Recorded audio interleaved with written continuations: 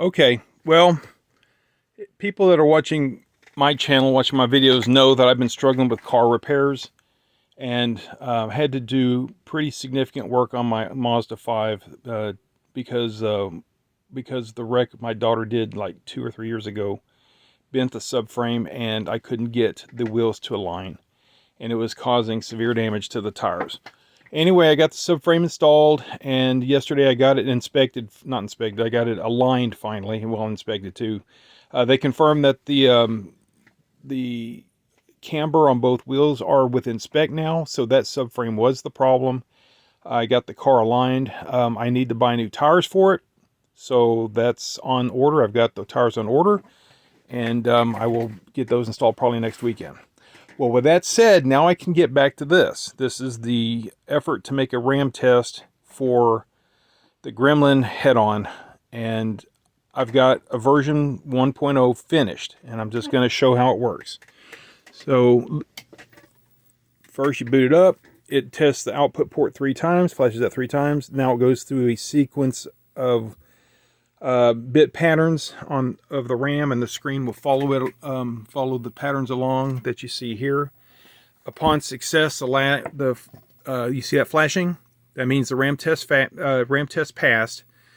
It displays on the screen RAM test okay, my name, copyright, and I've also added a input test, so you can test the inputs, and any change of the input will be displayed on the screen.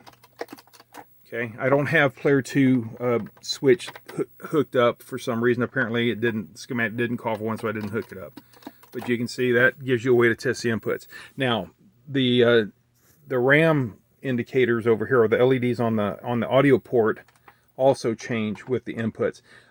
It's only supposed to light one at a time, so I've got a bug. I need to fix that. But basically, it not only does it test the inputs, it also tests each of the different audios. For each of the different switches. So I'm considering adding a section here in the middle to test the ROMs.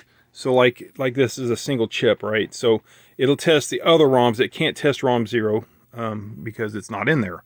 But I'm considering adding code to do ROM tests.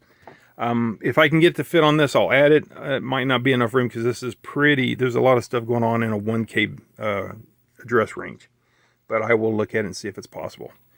But that's it. This is version 1.0. I'm very happy with it, and it took a while, basically because I haven't been feeling well and because of the car troubles. Anyway, thanks for watching, guys. Appreciate it.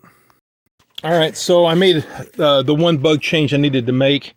On the screen, as you change the different inputs on the screen, it changes the light on the little board there. So that will take, like if I push start 1, that start 1 there, that's going to test sound for D1.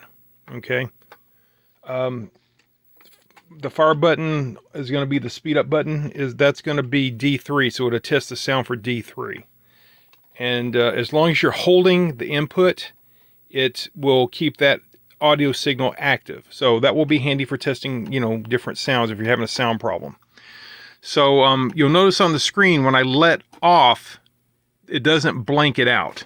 I left it that way. I want to be able to see what the last input was.